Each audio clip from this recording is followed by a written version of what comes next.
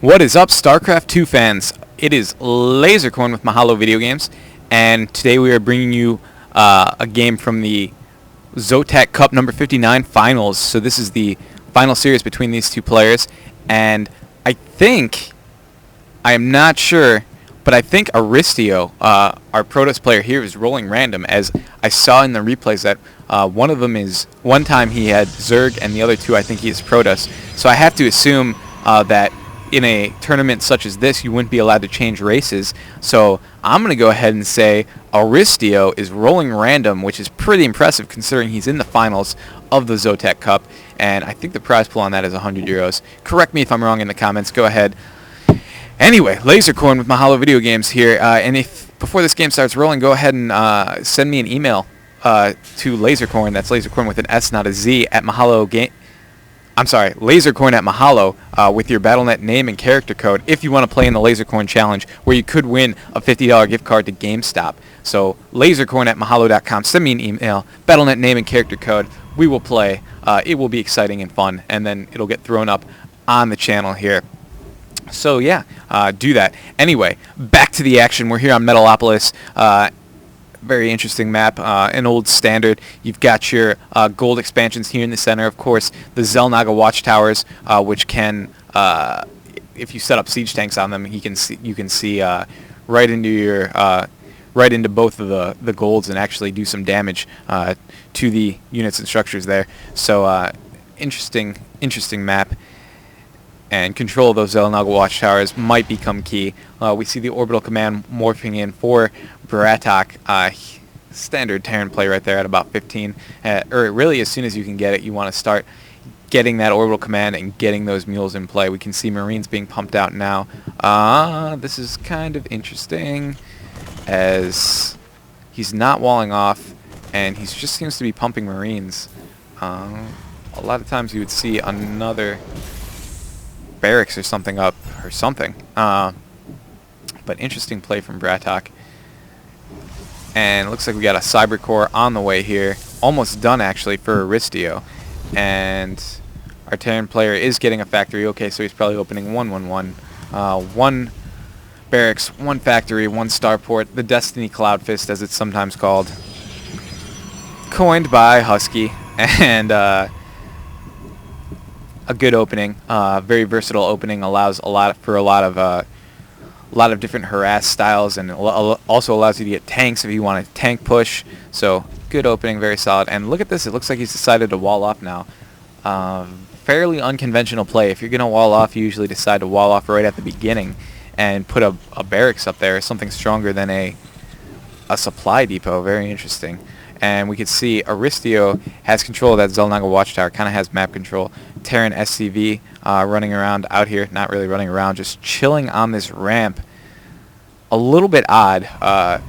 This is not really what I'm expecting. This is what I'm expecting, though. Excellent play here. You can see a pylon going up in this steam vent. This is to prevent the Terran player from dropping forces here in the concealment of the steam, and the Protoss player wouldn't know about it until a bunch of stimmed up Marines burst out of here and started destroying all of his probes. So good strategy there by Aristeo. We're assuming random player, and you gotta have respect for. Okay, so it's not really a wall off. He just put one. He's putting another supply depot up here. He's almost playing some kind of like tower defense game here, where he's creating a little maze that the opponent will have to go through to get into his base. He's leaving room for them to get by, but you would have to get by that barracks, and that Stalker says, no thank you, I want no part of that. So it's working so far, whatever he's doing. You can see the Protoss approach to defending the ramp involves getting these sentries that can cast that force field.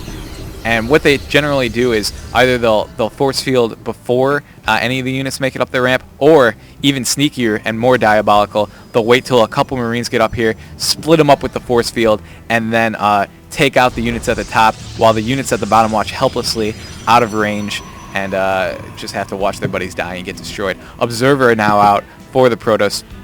And you can see there's an SCV. I don't know why he wouldn't just build a structure there. There's an SCV watching his steam vent area, just in case a proxy pylon gets set up there and a bunch of units get warped in, which would be terrible, terrible news. And it looks like, wow, a Raven is out on the field. A Raven for Bratok. Wow, I am interested to see what kind of strategy he's going to have that involves this Raven. Obviously, the Raven as an observer is going to be able to shut down scouting. That observer is trapped outside the base. If he comes in there, he knows the Raven's going to hunt him down and kill him. So whatever Bratok is doing, he's doing it in secret. He doesn't want his opponent seeing what's going on. And we see a switch here from the... now he's getting a reactor on his starport instead of the tech lab, which means he'll be able to start popping out Vikings or medvacs 2 at a time. Meanwhile, our Protoss player getting the Colossus, and is the... Yes, there's the extended thermal lance. Gotta have the extended thermal lance for that extra range. Keep you out of range of those bunkers. You don't want to just stroll up next to those bunkers. And the Colossi is out. The Colossi, great unit. Actually, heavy siege unit, and also... an interesting choice for harass is you could just walk up cliffs. Oh, but it looks like you'll have trouble walking up Bratok's cliff with those Marines right there.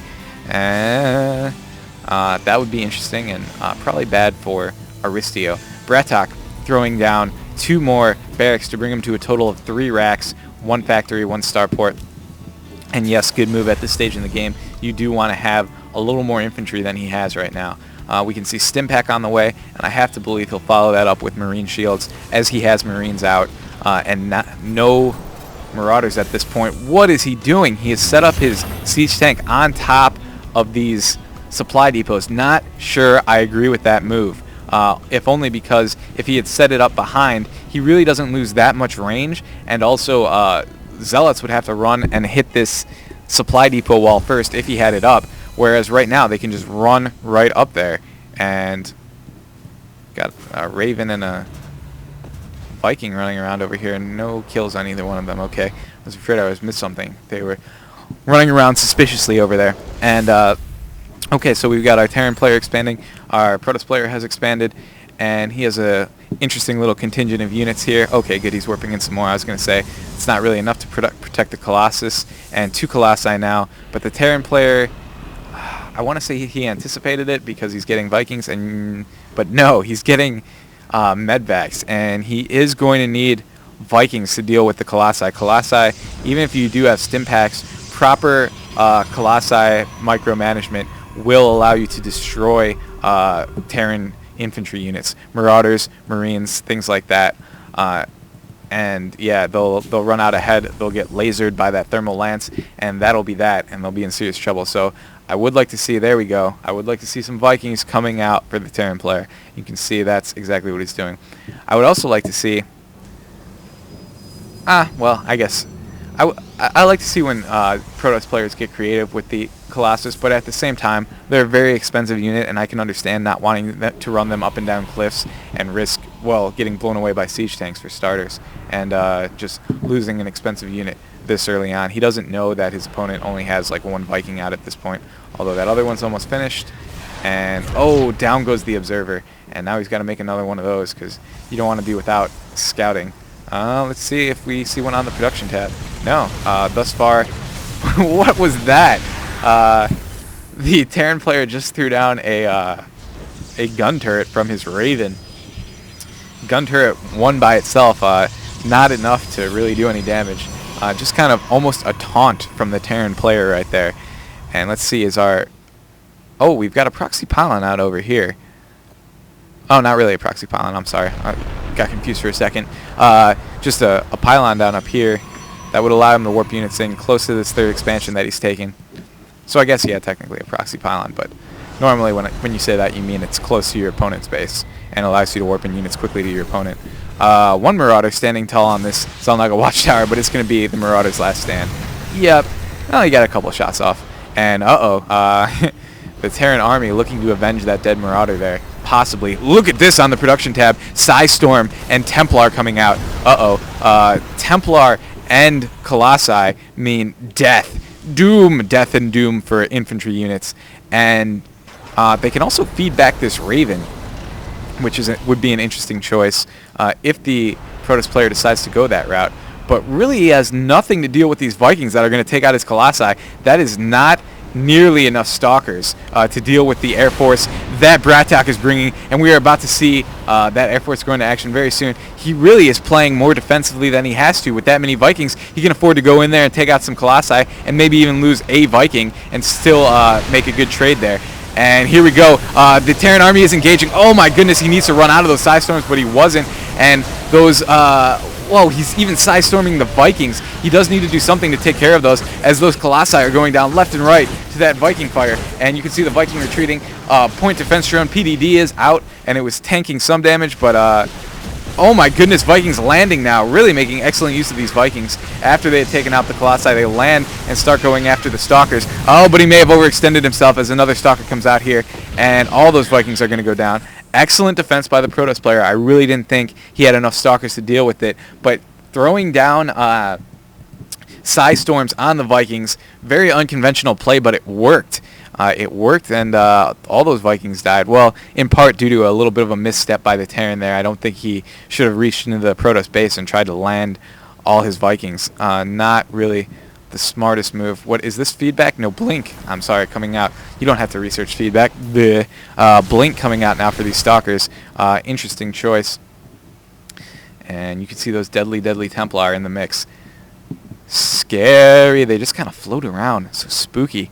And I don't like seeing them, especially as a Terran player, because then if I have Marines and Marauders, they get destroyed. And if I have Banshees, which I almost always do, the feedback on those Banshees is just no good. No bueno. No me gusta feedback on my Banshees. And look at this proxy pylon going up on the Zelnaga Watchtower. Good move from our Protoss player, Aristeo, or should I say random. And oh my goodness, look at all these warp gates. Good Lord Almighty. And with 3 expansions up and running, he might have enough to start seriously pumping. You can see he's up to, he was up to 800 minerals. He probably just pumped out a bunch of units right now. Yeah, you can see them all warping in. Templar and Zealots and Stalkers, oh my! And this is turning into quite the formidable Protoss army. I don't know if the Terran player is going to be ready to deal with this. Oh, I spoke too soon. Yes, he is. With 3 bunkers. Psy Storm won't be able to do jack to that. He does need more Vikings, though. More Vikings. He needs to get more Vikings immediately, or those Colossi are just going to sit outside the range of the bunkers and snipe away at them. Actually, no, I'm sorry. That won't happen because one of these siege tanks will blow away the Colossi if they try to do that. Oh no! Medvac getting caught and taken down by those Stalkers. Excellent play right there. And this expansion is in trouble. He does have a planetary fortress there. You can see the Zealots sprinting right at it. SCVs running in to repair the planetary fortress. Siege tanks horribly out of position. Wow, the Marines and Marauders should have been in front of those siege tanks.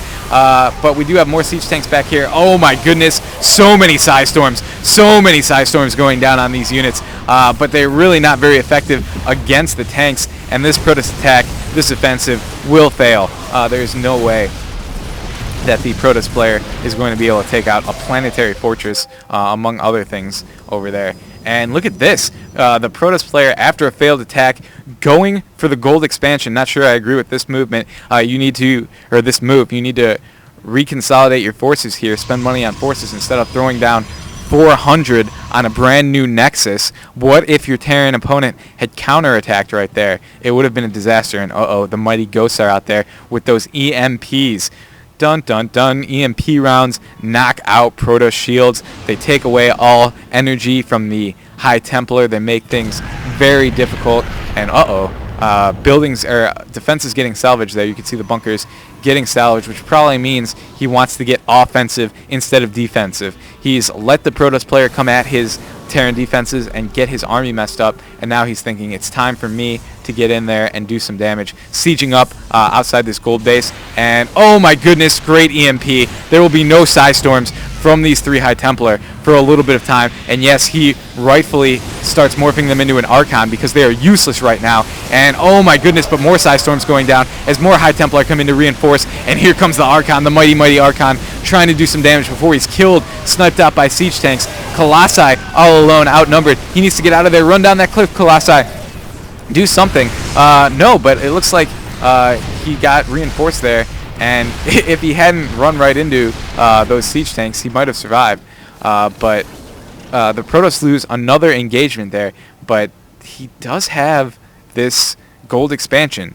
So we'll have to see if the improved macro of the Protoss player will be able to allow him to mount some kind of comeback here. And let's take a look at the unit supply count. We've got 142 over 169 against 106. So a huge disparity there. The Terran player much bigger, much stronger. And does he know about this expansion? He knows something's there. He's got to have his suspicions. He sees buildings. Yes, and he is going to siege up on this ramp. Here come some zealots trying to get in there, making the siege tanks do splash damage to each other. Psystorm's going down on the siege tanks. That's the second time I've seen that. Not sure if I agree with Psystorming the siege tanks. It just seems like a waste of Psystorms that could be used on all these infantry units. But he really does need to get rid of the tanks. So, and he got that one in the red. But it looks like the Terran siege tanks will be able to hold this position. And that is terrible, terrible news for the Protoss player, who is now in danger of losing this gold expansion. That is really his only advantage in this game. He has lost almost every engagement against his Terran opponent, Bratok. And he really, really needs to hold on to this expansion somehow, some way. And the SCV repair crews there making it very difficult as they repair those tanks. And here comes a drop force, 2 medvacs into the main base of the Protoss player Aristeo, as he's having to cope with tanks at his gold expansion. Now a drop force coming in, and he's warping in so many units, but they're getting hit as they're warping in. He really should have warped them in a little farther back. Archon now coming out, as well as some Colossi to deal with that attack. And wow, we've got some long distance mining going on here. That's odd for a Terran player. And all mining has been stopped. Well, almost, except for one little probe mining some gas here. But other than that, all mining has been stopped at the gold expansion. So excellent play with the siege tanks by the Xel'Naga Watchtower. And I don't know where those dropships are going, but I'm sure they're going to cause trouble. Here comes... Oh my goodness, the Protoss player expanding again, opting to expand rather than try to take back his gold expansion. And he is going to have to deal with a fearsome Terran attack coming in now. All these units some units getting dropped up here. And look at those zealots running in there doing a lot of damage to these tanks. Wow, I don't think the Terran player was ready for such a fearsome attack. And Immortal's now in the mix. Immortal's a great choice when you're up against a lot of tanks. But the EMPs from those ghosts rendered the hard shields useless. He really needs to find a way to snipe out those ghosts and get rid of them. More forces being warped in here so quickly out of all these gateways. He just turns his resources into units so quickly. One of the advantages of being Protoss. And it looks like he is going to manage to just barely drive back this attack. And he drives it back to where the siege tank is still in position by the Xel'Naga Watchtower, still shelling away at this Nexus, and it turns and starts doing some damage to the forces that were attacking. And look at this, down here at the bottom, the Protoss player just losing another Nexus. So that's 2 expansions that he has either killed or stopped from mining, and he does not want to stop this harassing attack either, with this Foxer Boxer style of loading units into a medvac, doing some damage, and then bringing in units from outside to put further pressure on and support. Very excellent play. And you can see the concussive shell slowing down those retreating zealots, really making it difficult to pull back. And this is an intense matchup between these 2 players. Right now, I give the advantage firmly to our Protoss player Bratok, though, as Aristeo is way behind in supply, 173 versus 90, and he keeps coming in with those zealots, keeps trying to push back this attack, but I don't know if it's going to work. He's just too far behind in supply, really, I think, to come back at this point. He could make me eat my words. I've seen stranger things happen in Starcraft, and EMP going down there weirdly at a place where I guess those stalkers must have blinked away from it, and that's what he was trying to hit with that. Those ghosts just being so effective at knocking out Protoss shields, I don't really know, and disarming the High Templar. Oh my goodness, another High Templar that will never get to Psystorm, and Aristeo GG's out. That's just too much for him. So yeah, Bratok wins that one.